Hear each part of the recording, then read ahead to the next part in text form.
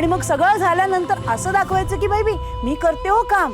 म्हणजे काय तर ह्यांच्या आणि इंद्राच्या नजरेत तू पुन्हा महान होणार. आई, थोडी तरी माणुसकी दाखव का. तुझ्या हाताला एवढं लागलं असतं तर राणीने तुला काम करू दिलं असतं का, हा तरी विचार कर. हे बघ, हिचा कौतुक सोहळा बास झाला. आणि तू उगाच हट्ट करणं थांबव. तुझं हे जे काही बिहेवियर आहे ना ते मलाच टॉलरेट होत नाही आता. सर तुम्ही नका हो रागू.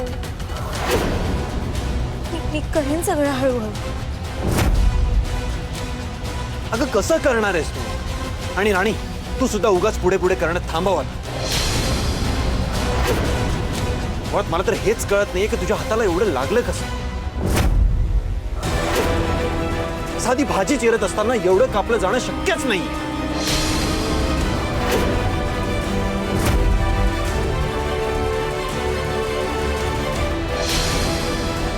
हाताने त्या रत्नाचा हात धरला होतास ना, आज तोच हात मी वेगळा करते का बघ. नाही सर खरंच मला भाजी चिरतानाच लागले. माहितीये मला तू माझ्याशी खोटं बोलतेस, काहीतरी लपवतेस तू फॉर शुअर. नाही सर मी काहीच लपवत नाहीये. नाही माहितीये मला तू मला खरं काही सांगणार नाहीस.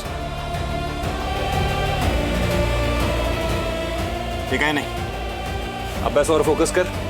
बाकी काम वगैरे असेल ते सगळं मी बघून घे. पकड, बस इथे बस.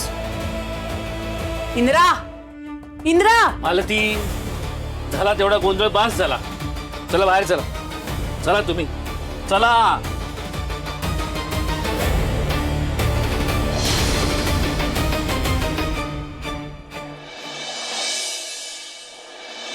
कमाल, त्या मालतीने राणीला तसंच ट्रीट केलंय जसं ती डिझर्व करते.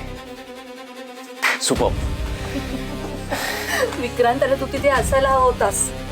मी जे काय पाहिलं ना त्यावरून तरी मला आता असं वाटायला लागलं की मालती त्या राणीचा जीव सुद्धा घेऊ शकते.